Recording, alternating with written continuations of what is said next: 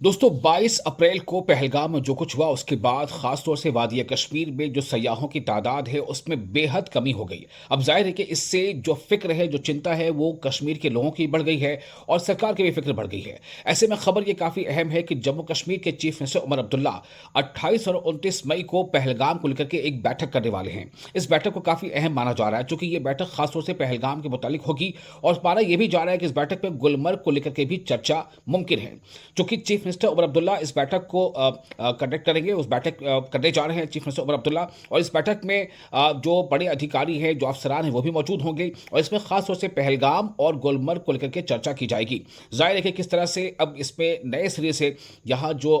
पर्यटक जो आए, जो टूरिस्ट आ सके, उनके लिए क्या किस तरह से उनकी यकीन दहानी कराया जाए, उनकी विश्वास बहाली कराई जाए और किस तरह यहाँ पर जो है बाकी दीगर सहूलियात मुहैया कराई जाए। क्योंकि आपको ये बता दें कि जो टूरिज्म मिनिस्ट्री का जो पोर्टफोलियो है वो भी उमर अब्दुल्ला के पास ही है। तो ऐसे में काफ़ी अहम हो जाता है अगर चीफ मिनिस्टर उमर अब्दुल्ला खुद ये बैठक करने जा रहे हैं पहलगाम को लेकर के और गुलमर्ग को लेकर के, तो ये बैठक काफ़ी अहम तस्वर किया जा रहा है। ये बैठक 28 या मई